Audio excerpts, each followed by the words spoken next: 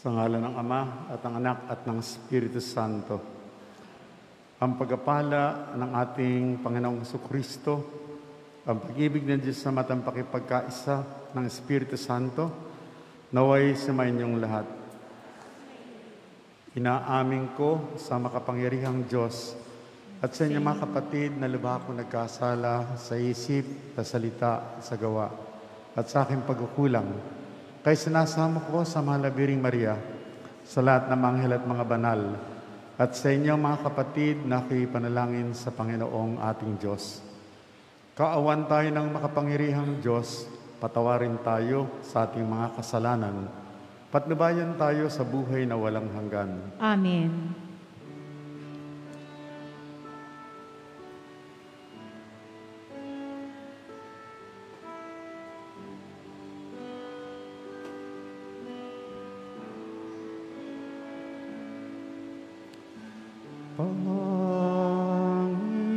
Panginoon, kaawan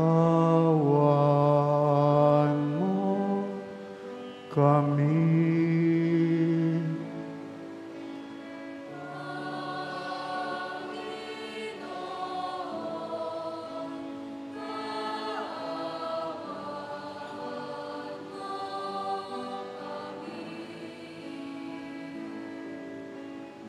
Kristo, kaawaan mo kami.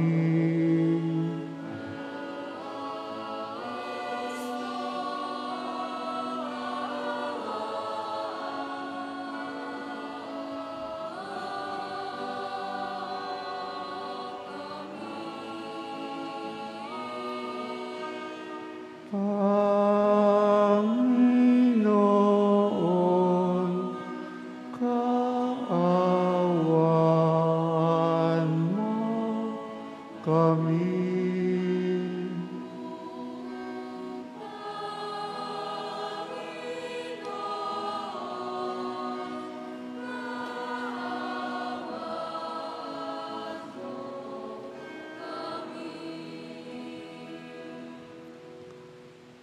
Manalangin tayo. Ama naming makapangyarihan, ang kadaklaan mo'y nangingibabaw sa hanay ng tanang mga banal. Pagkaloob mong kagalak namin ang pagunita taon-taon kay Papa San Clemente na pari at martir ng anak mo. Yamang kanyang pinandigan ang paghaing ginanap niya sa iyo at kanyang pinatunayan sa buhay ang itinuro niya sa mga tao sa pamamagitan ng Jesucristo, kasama ng Espiritu Santo, magpasawalang hanggan. Amen. Magsiupo ang lahat.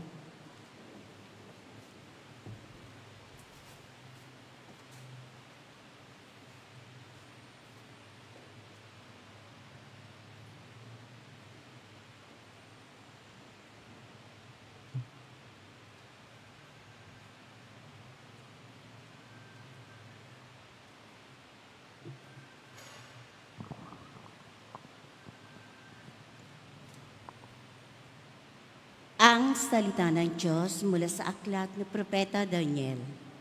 Noong mga araw na iyon, sinabi ni Daniel kay Nabucodonosor, "Mahal na hari, ang napanaginip ninyo ay isang malaki at nakasisilaw na rebulto.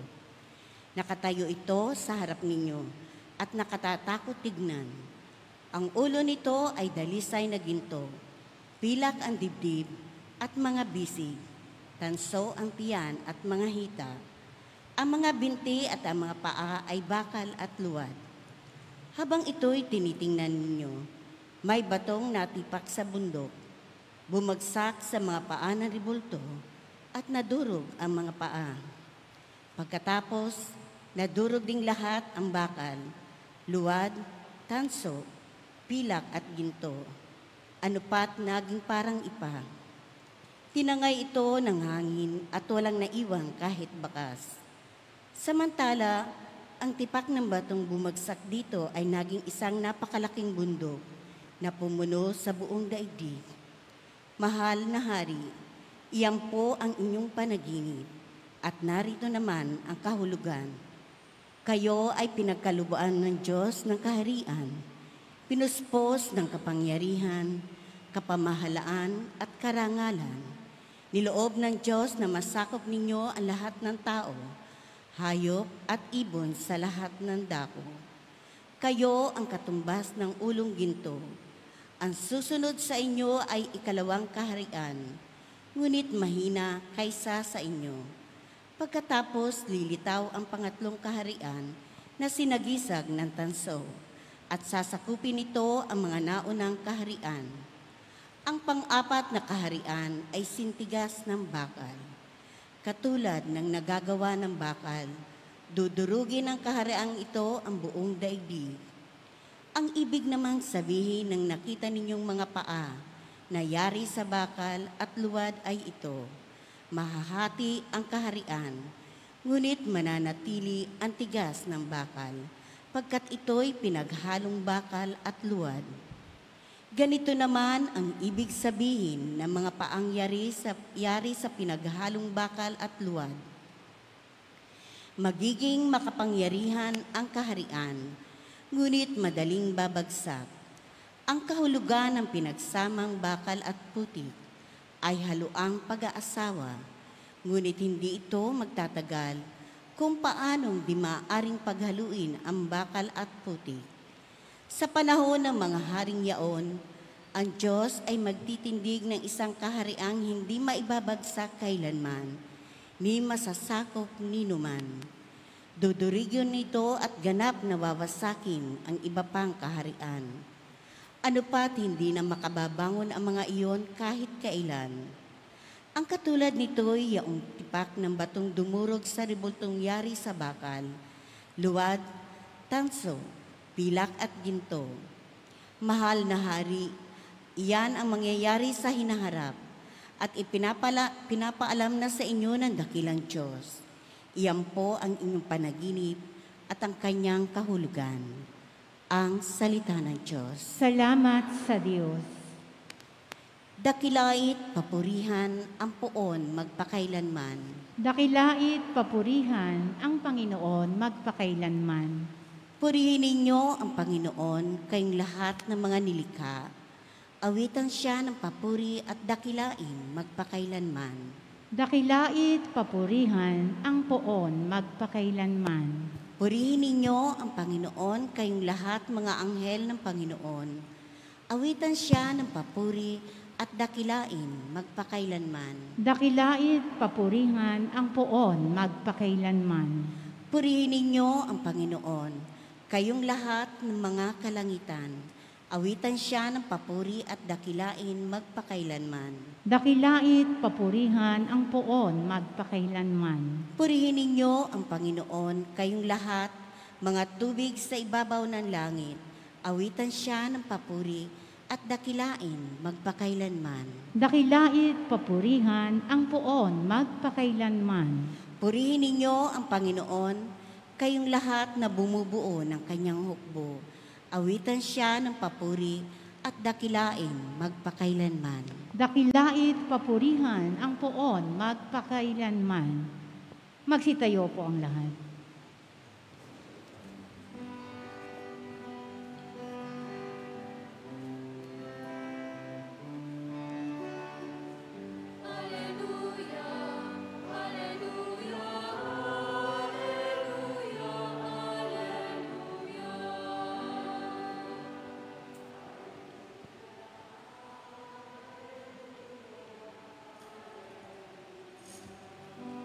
Manatili kang matapat hanggang iyong kamatayan, pagkat buhay aking bigay.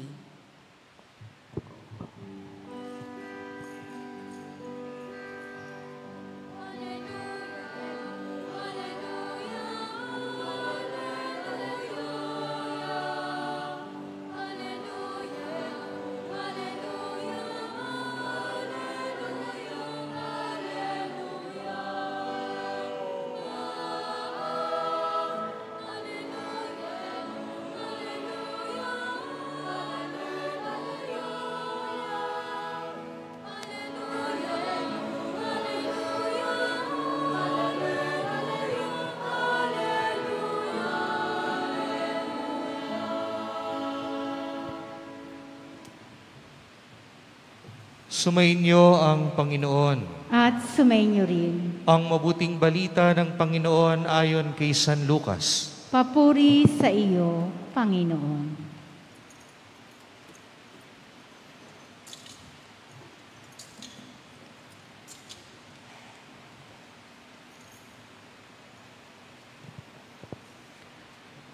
Noong panahong iyon, pinag-uusapan ng ilang tao ang templo, ang kahangahangang mga bato na ginamit dito at ang mga palumuti nito na inihandog ng mga tao. Kaya't sinabi ni Jesus, "Darating ang panahong lahat ng nakikita ninyong iyan ay iguguho. Walang batong ititira sa ibabaw ng kapwa bato." Tinanong nila si Jesus, "Guro, kailan po ito mangyayari? At ano ang magiging palatandaan na ito'y magaganap na?" Sumagot siya, "Mag-ingat kayo at nang hindi mailigaw ninuman, sapagkat marami ang darating sa aking pangalan na magsasabi, 'Ako ang Mesiyas,' at dumating na ang panahon. Huwag kayong susunod sa kanila. Huwag kayong mabagabag kung makabalita kayo ng mga digmaan at mga himagsikan. Dapat mangyari ang mga ito, ngunit hindi darating kara-karaka ang wakas." At sinabi pa niya, "Makikipagdigma ang bansa laban sa kapwa bansa at ang kaharian sa kapwa kaharian. Magkakaroon ng malalakas na lindol, magkakagutom at magkakasalot sa iba't ibang dako. May lilitaw na mga kakilakilabot na bagay at mga kagilagilalas na tanda buhat sa langit." Ang mabuting balita ng Panginoon. Pinupuri ka namin, Panginoong Heso Kristo. Magsiupo ang lahat.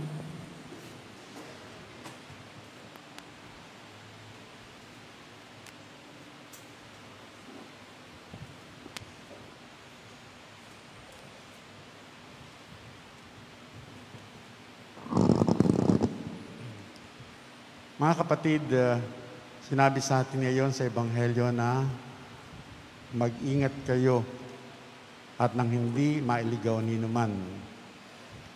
Sapagat marami ang darating sa aking pangalan magsasabi, "Ako ang Mesiyas," at dumating na ang panahon. Mag-ingat kayo upang huwag mailigaw ninuman. Mga kapatid, alam po natin na ang ating panahon ngayon ay marami mga scam na yun po bang mga, halimbawa, yung pong online selling, pagbenta ng kung ano-ano na hindi naman pala yung produktong yun ang inaasahan mo, mga peke na survey, at kung ano na pong mga peke na mga balita, fake news. At siguro po ay sadyang lalo na ngayong panahon ito na napakalakas ng epekto ng social media, ay talagang maraming nagsasamantala para mailigaw ang tao. Maraming mga mababalitaan tayo na makalilito, lalo sa panahon ito ng eleksyon, kampanyahan ng mga kandidato. At sa katunayan po, ako po ay naging biktima ng online selling, yung po bang pagbili ng produkto. Kasi minsan po ay may nakita ako sa Facebook na may binebentang yung po bang exerciser, yung pampapawis, yung mura lang, mga mahigit lang 1,000. Kaya po kayo nagmamadali na umorder. At ang sabi ko rin sa aming gwardya, nasa Haguni po ako noon, ay tulungan niyang buhatin yung exerciser para maipasa sa kwarto ko. Kaya po nung dumating ako ng hapon, tinulungan mo ba yung nag-deliver? Hindi ko na po natulungan. Inyabot lang po sa akin yung in-order nyo. Hindi na po namin binuhat. Bakit inabot lang sa'yo? Nabuhat mo mag-isa. Hindi po. Ang dala-dala po kasi laki po ng bote ng alcohol. At yun daw po yun pala ang gagamitin mo bago ka mag-exercise. parang lotion na maling-mali. Akala ko ang in-order ko yung exerciser na para ko pawisan. Yung pala, pinapahid yun bago ka magpapawis. Napakarami pong kwento tungkol dyan. Kaya nga po ako ay nasabi ng isang kaibigan ko, kasi pani. Paniwalain ka, paniwalain. Ng mga kapatid, marami po akong may kukwento pero gagabihin tayo.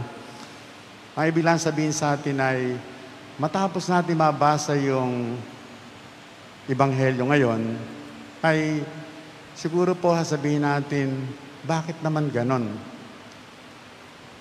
Sinabi, kinuwento ng Panginoon yung mangyayari sa huling panahon at nagbigay sa ng babala na sana maging alerto tayo sa pagbasa at pakikinig ng ganitong tinatawag po nating eschatological, apocalyptic, literary style of writing. Ano po? Kasi po sa Biblia, isa po ito sa paraan ng pagpapahayag katulad ng aklat ng Revelasyon. Ano po? Yung sinasabi sa ating mga bagay na parang nakakagulat, pero yun po talaga ay posibleng nangyari na o kaya natitsak nung sumulat na yun ang mangyayari dahil sa takbo ng panahon. Kaya po, ang Panginoon ay nagsasabi sa atin na sana, huwag kayong agad maniwala. Huwag niyong hayaan kayo mailigaw ng sino man, sapagkat maraming darating na magsasabi na ako nga ang tunay na Mesyas, ako nga ang sinugo ng Diyos. Nangyayari na lahat ng palatandaan para sa wakas ng panahon. Kaya po, ang ibig lang sabihin ng Panginoon ay basahin natin yung kanyang pinahayag sa konteksto. Ngayon pong panahon ito na nagsisimula tayo ng bagong liturgical calendar. Kasi po sa per Sunday of Advent, makikita natin na halos parang ganito ang tema. Yung tungkol sa wakas ng panahon, eschaton. Tungkol sa mangyayari at magaganap sa wakas ng panahon. Pero ang ibig sabihin lang ng Panginoon, unang-una ay yung pagdating niya ay tsak na magaganap. Ngunit hindi yun tragic ending. Ang pagdating niya ay magiging matagumpay. Kaya nga sinasabi natin sa misa, sabi ng pare, ipahayag natin ang ating pananampalataya. Si Kristo'y namatay, si Kristo'y nabuhay, si Kristo'y babalik sa wakas ng panahon na matagumpay. Hindi tragic ending, matagumpay. Nagbibigay sa atin ng panibagong pag-asa. Ito rin po dapat na binabasa natin sa likod nung sinasabi ni Kristo na magkakaroon talaga ng pag-uusig yung mga unang mananampalataya. Maging hanggang ngayon, ano po, sa katunayan niya, bukas, tinatawag nating Red Wednesday para alalahanin yung mga mananampalatayang Kristiyano na inuusig sa iba't ibang panig ng daigdig. Red Wednesday. Kaya noong pong panahon na yon ay malinaw sa mga alagad ng Panginoon na bahagi ng buhay pananampalataya, bahagi ng paglalakbay yung pag-uusig. At dito po, inuugnay din yung pagkawasak ng templo ng Jerusalem. Pagkawasak ng Jerusalem, walang bato na matitira sa ibabaw ng kapwa bato. Nakakatakot. Pero kung yung pinangyari noong year 70, ang ibig sabihin lang ay alam na nung sumulat na naganap yon, nangyari na. Hindi yung mangyayari pa. Na dinanas nila na inyuulat sa banal na kasulatan. At higit po sa lahat, sa mga Hudyo, meron silang tinatawag na Day of the Lord. Merong darating na araw ng Panginoon para hatulan ang lahat. Tanggapin ang gantimpala na ginawa sa harap ng Diyos. Mga kapatid, sa Makadid po ay inaanyahan tayo maging mapanuri, kritikal, mapagnilay, sapagkat hindi lahat ng balita dapat tanggapin natin at face value. Hindi lahat ng narinig natin, nababasa natin ay yun na nga. Sa katunayan po, Kaya nga marami tayong kagalitan, di pagkakaunawaan, dahil madali tayong maniwala sa kwento. Nang salimbawa, sa aming mga pare, hindi pa dumarating yung pare sa parokya, sinasabi na yung pong pros and cons. No? Kung mas marami yung medyo negative na katangian, hindi pa natin kilala pare, marami na tayong ginawang judgment sa kanya. Na tuloy, nagkakaroon tayo ng hindi magandang pakipag-unawaan o kaugnayan sa kanya sapagkat hindi muna tayo nag-delay ng ating judgment. Hindi muna natin hintay na alamin talaga kung ano-ano ba. Sino ba siya talaga? Kasi po, talagang tayo, kaya nga siguro merong TV show na bawal judgmental sapagkat madali tayong magpasya, madali tayong mailigaw, madali tayong maging emotional, madali tayong magalit. Kaya mga kapatid, inaanyahan tayo lalo sa panahong ito na maging mapanuri, magkaroon tayo lagi ng discernment sa tinatanggap natin balita at kung sino yung nagbabalita. Si San Andres, makita po natin na ang kanyang binalita ay kapani-paniwala. Si San Andres ay naging instrumento hindi ng fake news, hindi ng mga bias stories, hindi ng mga panlalamang na pakikitungo sa kapwa. Kaya nga po sa aklat sa Ebanghelyo ni San Juan, makita natin na siya mismo yung naglapit sa kanyang kapatid na si Pedro sa Panginoon. Na siya yung parabagang naging tulay. Samantalang siya na yung naglapit kay Pedro, naging pangalawa lang siya. Hindi pa siya naging puno. Pero hindi minasama ni San Andres to. Sapagkat ang alam niya, dapat ilapit niya yung kanyang kapatid. At siya po mismo ay isang mabuting tagapagbalita ng Panginoon. Sabi nga sa isang libro, yung pong isang libro na ang pamagat ay The Medium is the Message ni Marcel McLuhan, sinasabi na sapagkat kapani-paniwala si San Andres, ang kanyang kapatid ay mabilis tumugon na maging alagad ng Panginoon. Hindi lamang po ito, alam po natin, may mga pangyayari sa Biblia, katulad na magkaproblema sila ng kung ano pakakain sa maraming tao. Matatunghayan din natin kay San Juan yung sapagkat yung mga alagad, sabi nila, dispatsahin na natin yung mga taong yan. Wala tayong pwedeng pakain kahit na 200 dinaryong tinapay hindi magkakasya para mapakain sila. Pero San Andres din yung agad nagsabi, Panginoon, meron po diyang bata, may 5 tinapay at 2 isda. Para bagang siya yung nakakatalos ng ano bang magandang balita, positibong balita para mapawi yung pangamba, yung pag-iwas ng mga alagad sa kanilang obligasyong magpakain ng tao. Sa bandang huli po, makikita rin natin dito na si San Andres ang naging tulay para yung mga Grego ay mailapit sa Panginoon. Sapagkat ang Panginoon mismo, nagsabi na ako isinugo lamang sa mga Hudyo. Kaya ibang alagad ay nag-aalanganin na ilapit yung mga Grego dahil hindi sila Hudyo. Kaya ang sabi ni San Andres, siya mismo yung nagkaroon ng lakas ng loob na ilapit ang mga taong ito sa Panginoon. Sa makid po, mga kapatid, makita natin na San Andres pala ay alam yung maling balita at yung mabuting balita.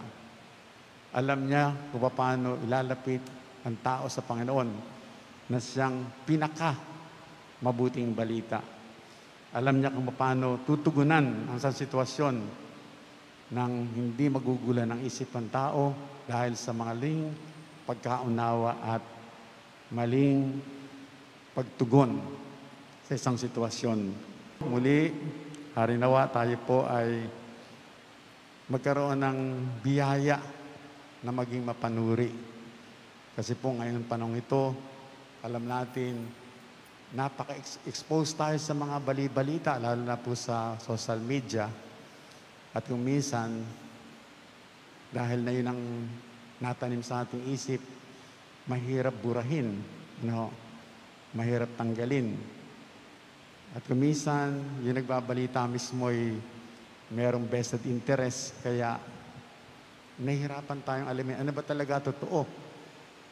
Mag-ingat kayo na huwag mailigaw ni naman, sapagkat maraming magsasabi ng mga bagay na magbibigay kalituhan at pagkaligaw sa ating pagkapasya.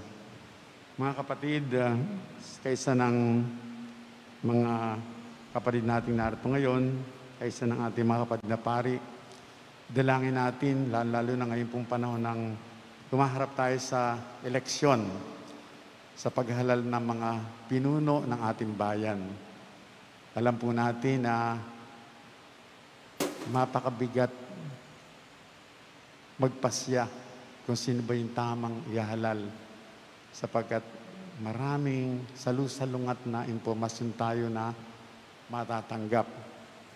Huwag lamang tayong sumama sa bandwagon. Huwag lamang tayong sumama o maapektuhan ng surveys, kundi inanyahan tayo na alang-alang sa kinabukasan ng Pilipinas, mataimtim nating pagdasalan, timbang-timbangin, pag-isipan kung tayo ba ay pipili ng tamang mamumuno sa ating bansa. Nakasalalay sa ating pagkapasya ang kinabukasan ng Pilipinas. Sa ating pagkapasya ay parang katulad ni San Andres, gumagawa tayo ng hakbang para lalong ilapit ang ating bansa sa pagkukup ng Panginoon, sa pagsubaybay ng Panginoon sa ating mga Pilipino, sa ating mga kabataan, sa ating lalo-lalo na po yung mga nasa laylayan ng lipunan. Sa ngalan ng Ama, ng Anak, at Espiritu Santo. Magsitayo po ang lahat.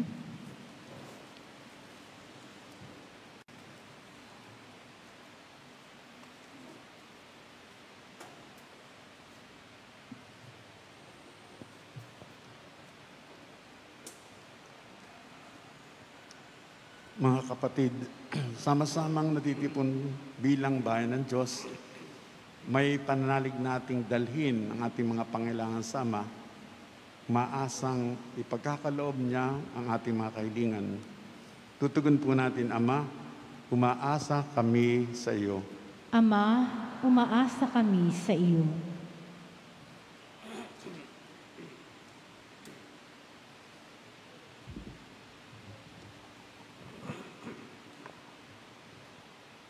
Ang ating mga pastol, naway ganap na maiukol ang kanilang buhay sa pagpapahayag ng Ebanghelyo sa pamamagitan ng pagsaksi nila dito.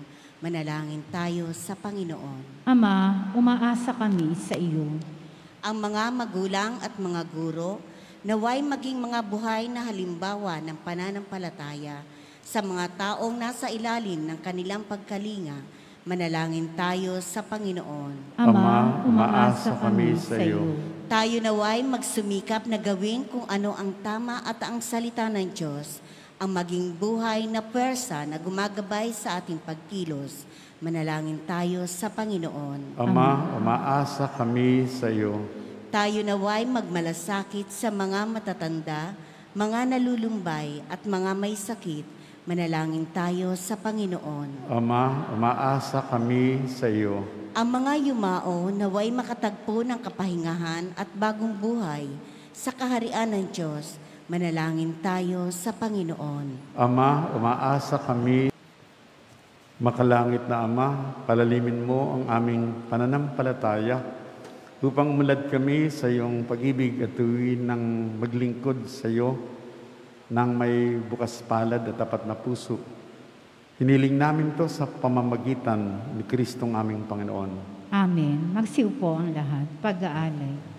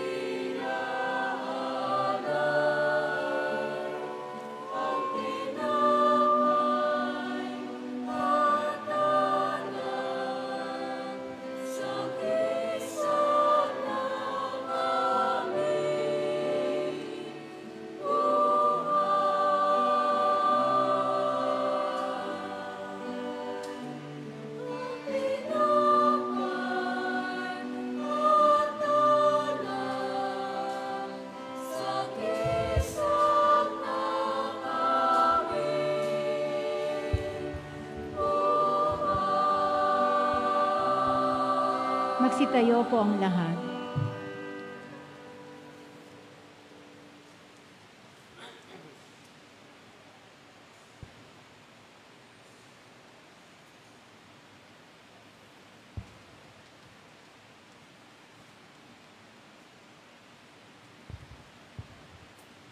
Manalangin kayo mga kapatid upang ating paghahain ay kalugdan ng Diyos Amang makapangyarihan.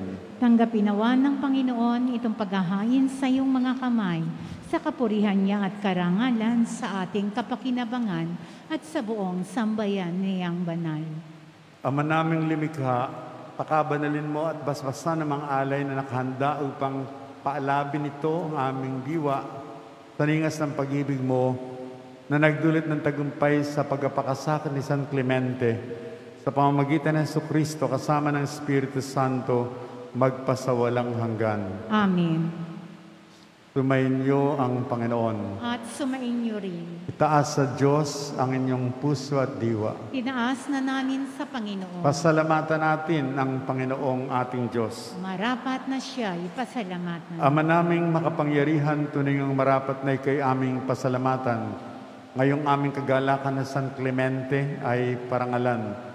Sa ikapanalig naming may panindigang na ikaw ay pahayag kahit na siya'y mamatay, sapagkat minarapat mong kanyang matularan ang iyong anak na naghain ng sariling buhay. Tulad ng naganap sa iyong anak, ang dugo ng mga martir ay dumanak, hindi dahil sa katatagan likas, kundi dahil sa iyong bigay na lakas.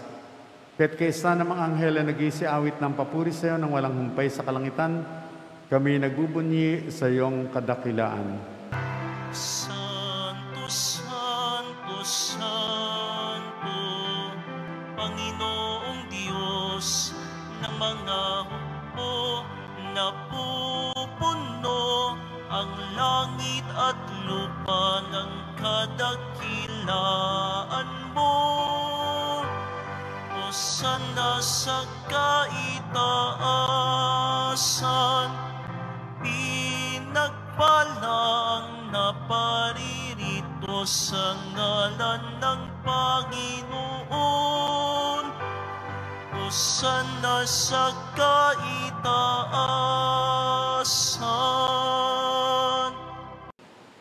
Ama naming banal, ikaw ang bukal ng tanang kabanalan. Kaya't sa pamamagitan ng iyong Espiritu, gawin mong banalang makaloob na ito upang para sa amin ay maging katawan at dugo ng aming Panginoong Jesucristo. Bago niya pinagtiis ang kusang loob na maging handog, hinawakan niya ang tinapay, pinasalamatan kanya, pinaghati-hati niya yon, inyabot sa kanyang mga alagad at sinabi, "Tanggapin niyong lahat ito at kanin. Ito ang aking katawan na ihahandog para sa inyo."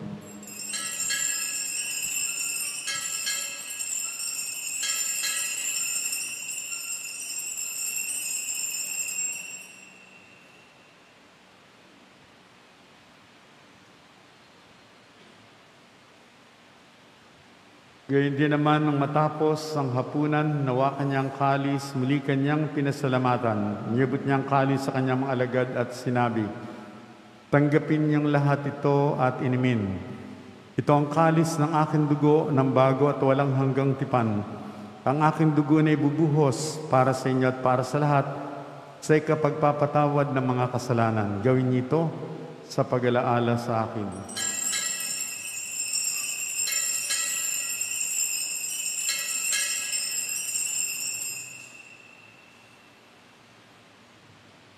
Magsitayo po ang lahat.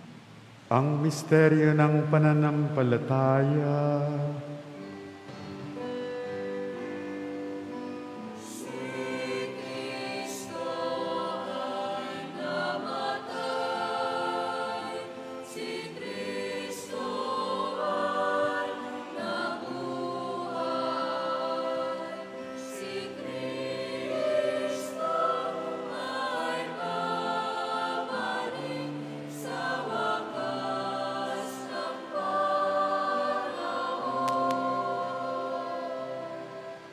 Ama, ginagawa namin ngayon ang pag-alaala sa pagkamatay at muling pagkabuhay ng iyong anak.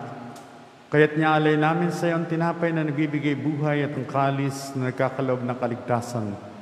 Kami nagpapasalamat dahil kami yung minarapat na tumayo sa harap mo para maglingkod sa iyo. Pakumbabang sinasama namin na kaming magsasalo-salo sa katawan at dugo ni Kristo ay mabuklod sa pagkakaisa sa pamamagitan ng Espiritu Santo.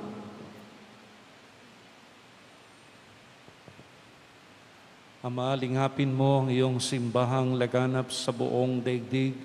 Puspusin mo kami sa pag-ibig kay San Francisco na aming Papa at ni Dennis na aming Obispo at ng Tanang Kaparian.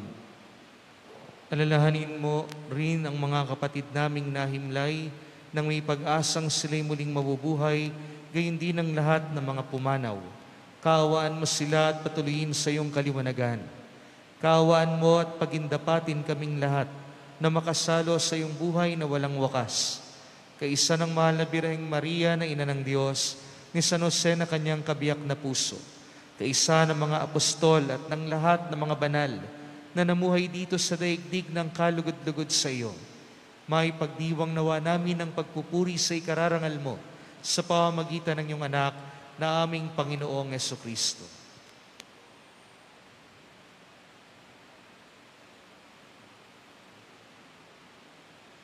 Sa pamamagitan ni Kristo, kasama niya at sa Kanya, ang lahat ng parangal at papuri ay sa iyo, Diyos Amang makapangyarihan, kasama ng Espiritu Santo, magpasawalang hanggan.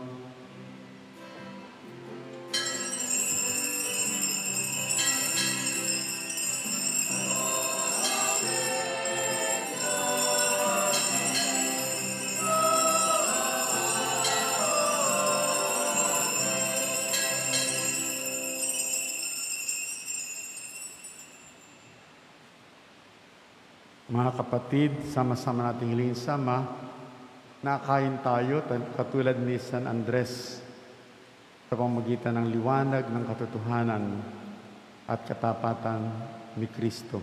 Awitin po natin.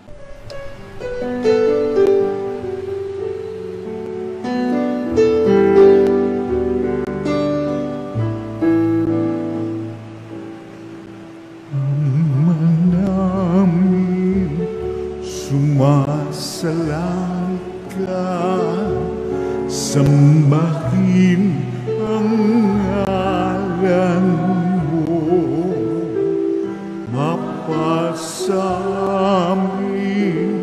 ang kaharian mo, sundin ang loob mo dito sa lupa para nang sa langit. Bigyan mo po kami ngayon ng aming kakanin sa araw-araw at patawarin mo kami sa aming mga sala, para ng pagpapatawan namin sa nagkakasala sa amin, at huwag mo kaming ipagdulot sa tukso, at yadya mo kami sa lahat ng masama. Hinihiling namin kami iadya sa lahat na masama. Pagkalooban ng kapayapaan araw-araw, iligtas sa kasalanan, at ilayo sa lahat ng kapahamakan, samantalang aming pinanabikan ng dakilang araw ng pagkapahayag ng tagapagligtas naming sa Jesucristo.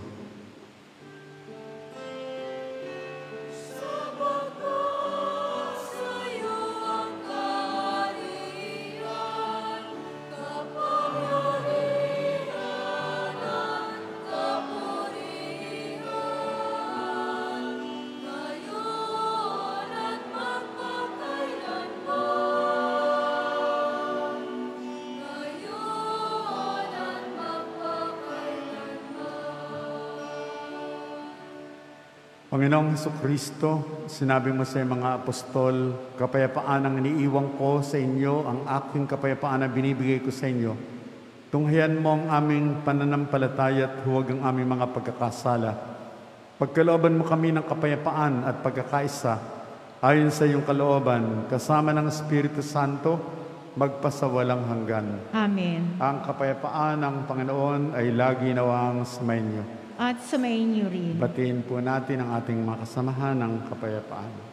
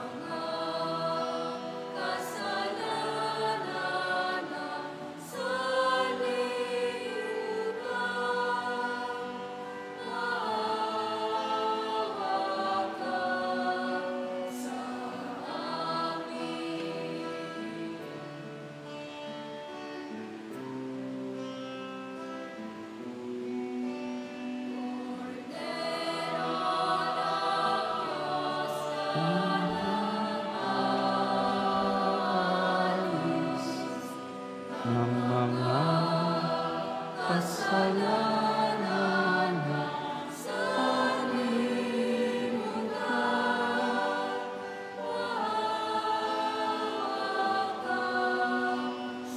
sa amin.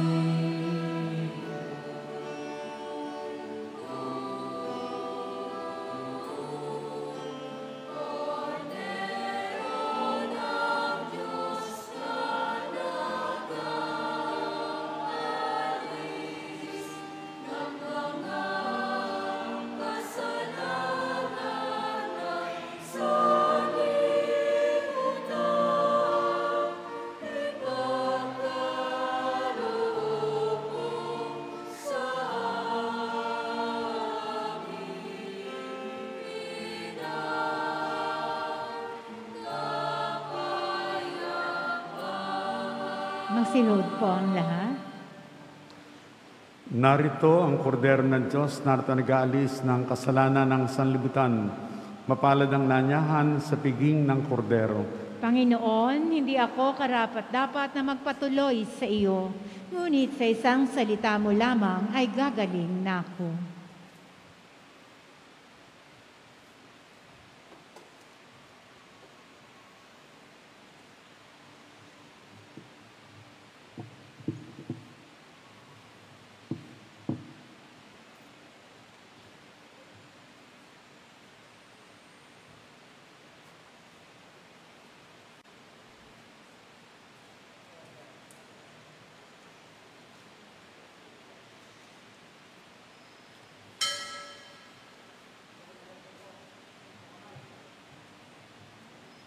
Espiritual na pakikinabang. Panginoong Hesus, ako ay naniniwala na ikaw ay nasa kabanal-banalang sakramento. Iniibig kita ng higit sa lahat at ninanasa kong tanggapin ka sa aking kaluluwa. Sapagkat sa mga sandaling ito, hindi kita matatanggap sa sakramento. Tumuloy ka sa Espiritu sa aking puso. Niyayakap kita na para bagang naririto ka na at inaalay ko ng buong buo ang aking sarili sa iyo. Huwag mong hayaang mawalay ako sa iyo. Amen.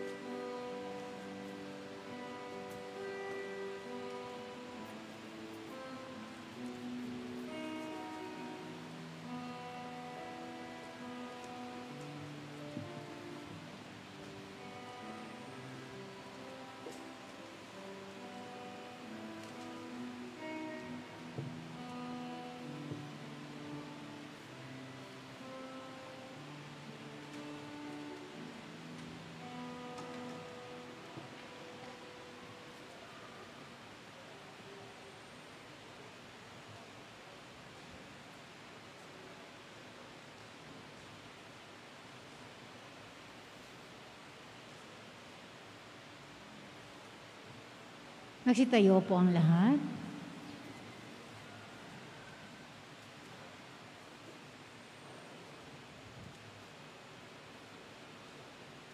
Ama naming limikha, ang tinanggap naming banal na pakikinabang ay makapagdulot nawa sa amin ng katatagan na nagkaloob ng katapatan sa paglilingkod at tagumpay sa pagitiis ng pagsubok sa pamamagitan ng Jesucristo kasama ng Espiritu Santo magpasawalang hanggan. Amen. Sumainyo ang Panginoon. At sumainyo rin. At pagpalain kayo ng makapangyarihang Diyos, Ama at Anak at Espiritu Santo. Amen. Humayo po tayo at laging paakay sa Panginoong Hesus tungo sa katotohanan. Salamat Salamat sa Diyos.